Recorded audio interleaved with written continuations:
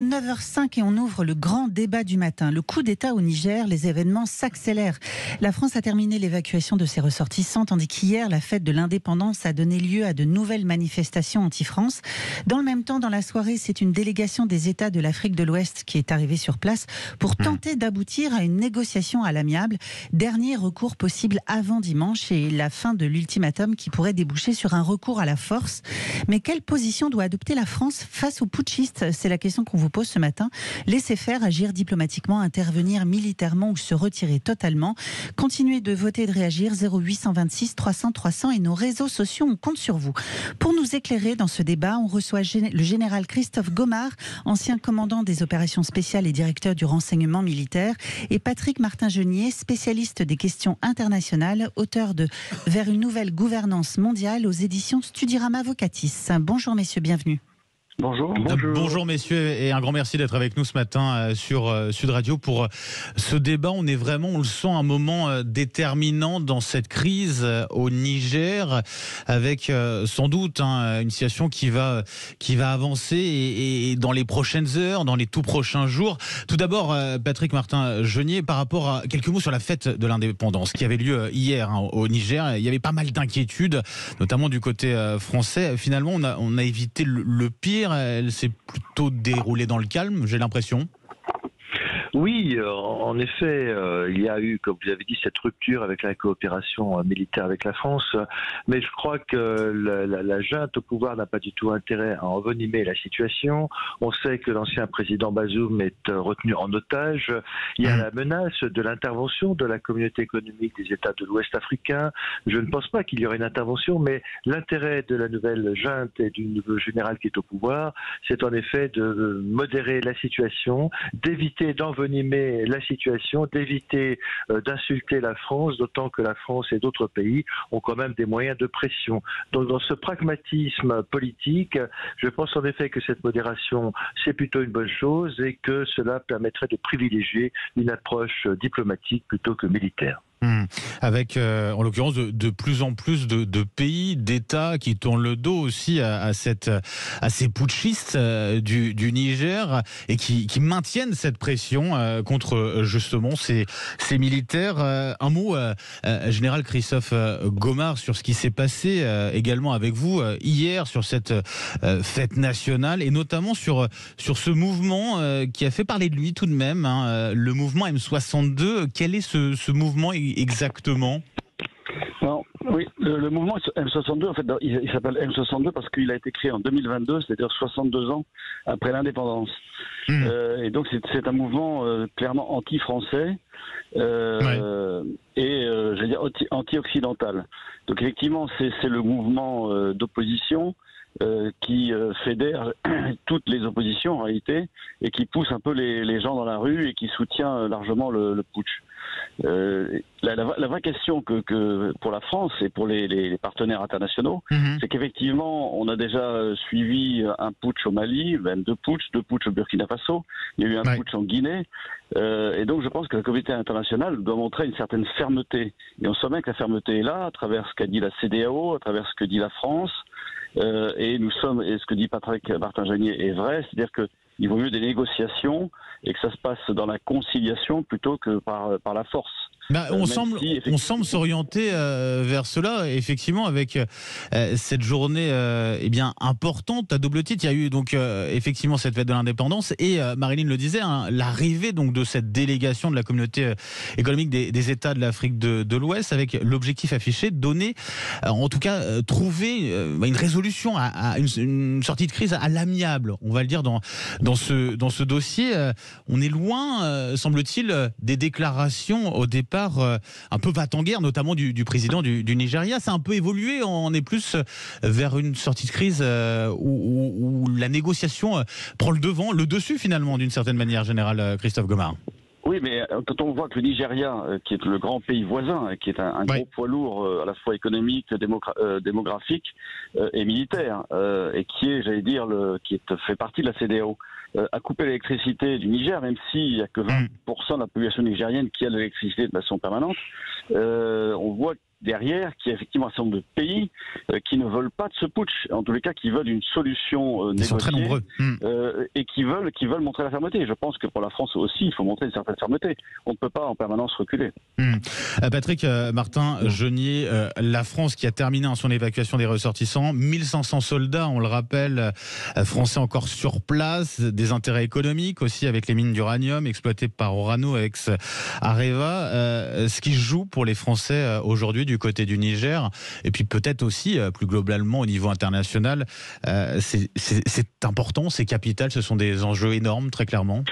Oui, ce sont des enjeux très énormes. Il ne faut pas oublier la nécessaire lutte contre le djihadisme, le terrorisme. Tout à fait. Vous savez que donc la Barkhane, eh bien, le président de la République y a mis un terme, mais ça continue. Le danger terroriste est toujours très très important. Il y a de multiples conflits ethniques sur place, des jeunes aussi qui, hélas, n'ont pas d'emploi. Il n'y a pas de débouchés économiques. Ce sont des pays très pauvres. Beaucoup de pauvreté. Énormément de pauvreté, une croissance démographique très importante. Un rapport sénatorial avait fait d'ailleurs le point il y a quelques années sur la situation au Sahel. Donc les enjeux sont d'autant plus fondamentaux qu'il y a un jeu des grandes puissances qui tentent de remplacer la France. Les États-Unis n'ont jamais renoncé à intervenir, même c'est une puissance naturellement amie, mais n'oublions pas la Chine qui devient un partenaire commercial essentiel dans la région. Et j'en discutais avec certains, la Chine ne note pas de crédit, mais arrive directement avec son personnel, construit des exploitations agricoles, des bâtiments, et la Chine est en train d'investir considérablement. Donc on voit bien qu'il y a un jeu des grandes puissances en Afrique. Les enjeux économiques sont fondamentaux naturellement, et je crois qu'il importe à la France, si elle veut rester dans la région du Sahel, et c'est très important, de revoir fondamentalement son aide au développement pour accroître effectivement cette aide, notamment dans un pays qui est atteint par la pauvreté. Le Sahel est complètement impacté par cette grande pauvreté, et je crois en effet que ce qui est important, c'est une négociation, c'est un développement de l'aide économique, et montrer que la France... Mais avec le risque d'avoir des États où on a un peu des paniers percés aussi, où on a potentiellement de la corruption, donc ça veut dire on aide, mais ça va vers qui? La population ou pas, quoi? Absolument, ça c'est un enjeu majeur. Il ne faut pas tout mettre sur le dos de la France non plus. Nous avons des régimes qui sont très corrompus sur le plan économique. Il y a des chefs d'État et de gouvernement qui ont un patrimoine immobilier considérable à Paris. Et donc effectivement, il y a une très très grande pauvreté et non seulement une corruption. Et je crois que l'essentiel également, c'est essayer de voir comment avoir une nouvelle gouvernance de ces États, mieux filtrer l'aide économique pour qu'elle aide plus directement aux gens qui en ont véritablement besoin et non pas à des dirigeants corrompus. Général Christophe Gomard, Patrick Martin-Jeunier en parlait à l'instant, cette lutte qui est capitale contre le djihadisme, bien sûr, dans la région, qui plus est après la perte d'une certaine manière des bases qu'on avait du côté du Mali, du Burkina Faso, après ces coups d'État successifs, 1500 militaires français encore présents sur place. Comment ça se passe pour eux en ce moment? On sait que la situation elle peut bouger à tout moment. Comment on s'y tient prêt? Vous avez vu qu'au Mali et au Burkina, que les soldats français ont quitté, en fait, le phénomène djihadiste prend de l'ampleur. On ne peut que saluer l'action qui a été menée par les forces armées françaises, qui n'ont certes pas éradiqué le terrorisme, enfin en tous les cas qui l'ont limité à des régions très très précises. Et je pense qu'il faut que ces 1500 soldats, si on demande de partir, partiront, mais je pense que c'est l'occasion pour la France de montrer une certaine fermeté. En fait, la France, selon moi, joue vraiment son destin géostratégique, joue sa crédibilité. C'est-à-dire c'est-à-dire que si on recule, si vous voulez, derrière, c'est la théorie des dominos. C'est-à-dire que pourquoi pas le Tchad, pourquoi pas le Côte d'Ivoire, pourquoi pas le Sénégal? On sent que dans tous ces pays-là, en effet, il y a des véritables tensions. Vous avez parlé de pauvreté, vous avez parlé de corruption. Il y a le phénomène migratoire. Le phénomène migratoire qui ne prend que de l'ampleur avec Et Niger qui est une porte ouverte sur la Libye, en l'occurrence, et on le sait, une porte aussi, du coup, vers l'Europe. Bien évidemment, et on voit bien, on a bien vu avec avec ce qui se passe en Libye et la chute de Kadhafi, le phénomène migratoire qui a pris de l'ampleur. D'ailleurs, beaucoup de migrants passent par le Niger, passent du côté d'Agadez, d'ailleurs, où se trouve la base américaine. Pour certains d'entre eux, d'ailleurs, deviennent soit esclaves de certains, soit meurent dans le désert, soit meurent en Méditerranée. Donc, si vous voulez, on a un vrai sujet pour moi, de développement de l'Afrique et en faisant en sorte qu'effectivement, ce que disait Patrick Martin-Jeunier, que l'argent ne reste pas dans la poche de certains qui disposent et qui sont propriétaires de biens immobiliers à Paris ou ailleurs dans d'autres pays. Donc on a un vrai problème de gouvernance en effet. Général Christophe Gomard, je rappelle, ancien commandant des opérations spéciales, directeur du renseignement militaire. Patrick Martin-Jeunier, spécialiste des questions internationales, auteur du livre, je donne le titre, Vers une nouvelle gouvernance mondiale. C'est aux éditions Studirama Vocatis. Vous restez avec nous, bien entendu. On revient dans un instant sur Sud Radio avec un numéro, on le rappelle. Si vous souhaitez réagir, parlons vrai sur Sud Radio. Vous nous appelez au 0826 300. J'aimerais vous entendre à ce sujet. C'est Aude qui vous attend au standard. À tout de suite. Bonne matinée sur Sud Radio. Il est 9h18. On continue le débat autour du coup d'État au Niger. La CEDEAO, les États de l'Afrique de l'Ouest, ont posé un ultimatum d'une semaine aux putschistes qui se termine dimanche. En attendant, une délégation est arrivée hier soir à Niamey. Selon vous, quelle position doit adopter la France face aux putschistes? Laisser faire, agir diplomatiquement, intervenir militairement ou se retirer totalement? 0826 300 300 ou nos réseaux sociaux pour voter et réagir. On retrouve nos invités pour ce débat. Général Christophe Gomard, ancien commandant des opérations spéciales et directeur du renseignement militaire, et Patrick Martin-Jeunier, spécialiste des questions internationales, auteur de Vers une nouvelle gouvernance mondiale aux éditions Studirama Vocatis. Patrick Martin-Jeunier, une date importante, forcément, ça va être ce week-end, dimanche. À la fin, cet ultimatum fixé par la CEDEAO, la communauté économique des États de l'Afrique de l'Ouest, avant un possible recours à la force si la négociation n'a pas abouti à quelque chose de concret. Dans ce contexte d'ici-là, c'est quoi concrètement la marge de manœuvre pour la France? Qu'est-ce qu'elle peut faire? Et c'est quoi? C'est une position en plus attentiste? C'est une position extrêmement délicate, car vous savez que depuis quelques années au Sahel, eh bien la France est, on va dire, pratiquement expulsée. Il y a eu 7 coups d'État depuis 2020 dans cette partie du Sahel. Donc, je ne pense pas qu'une intervention militaire serait une chose pertinente, sauf si naturellement les ressortissants français étaient mis en cause, en danger, notamment des diplomates ou des ressortissants. Mais vous savez, vous parlez d'une intervention, d'un ultimatum de la communauté des États de l'Ouest africain. Il faut savoir une chose, c'est que dans cette communauté, tout le monde n'est pas d'accord pour une intervention militaire. J'ai vu par exemple que le Burkina Faso ou le Mali considéraient qu'une intervention militaire contre le Niger serait regardée comme un casus belli, ne seraient pas d'accord. Ce qui veut dire que la marge de manœuvre de la France est quand même très très étroite, très ténue, et qu'une intervention militaire, à mon avis, sauf encore une fois s'il y avait un danger des ressortissants français, ne serait pas la bienvenue. Je crois qu'aujourd'hui, il faut privilégier une négociation diplomatique, c'est-à-dire avoir des moyens de pression économique sur ce pays, mais qui est déjà impacté par la pauvreté, et puis surtout exiger la libération de l'ancien président Mohamed Bazoum, qui lui-même avait été élu démocratiquement. Donc c'est cela. Mais nous n'avons pas les moyens de faire une intervention militaire. Je crois qu'il faut aujourd'hui privilégier une approche pragmatique, économique et diplomatique. Général Christophe Gomard, vous partagez ce constat finalement? Oui, je partage ce constat, mais je pense qu'il faut quand même montrer sa force. De quelle manière alors comment on montre sa force? Parce que c'est une situation particulière, un peu difficile là. Ouais. Oui, c'est vrai, mais on parlait de fil ténu, je pense que c'est exact. Tout à fait. N'oublions pas non plus la présence quand même de 1000 soldats américains du côté d'Agadez, avec une base qu'ils utilisent pour leur drone de reconnaissance. Donc oui, il y a une présence militaire forte. Et je pense que si jamais effectivement les putschistes, je veux dire la population s'en prenait encore une fois à l'ambassade, s'en prenait à nos soldats qui sont présents sur l'aéroport de Niamey, aux sociétés qui sont présentes comme Orano du côté d'Arlit, il y a une vraie possibilité d'intervention. C'est-à-dire qu'il ne faut pas dire tout de suite on n'interviendra pas. Je pense qu'il faut laisser le doute dans le cadre des négociations. Bien sûr. Sinon, j'allais dire... Sinon, il n'y a pas de moyen de pression, quoi. Oui, absolument. On va au standard 0826 300 puisque vous réagissez justement, vous nous appelez Marilyn. Oui, on a un auditeur avec nous, c'est Frédéric de Carcassonne qui voulait justement réagir. Bonjour Frédéric, bienvenue.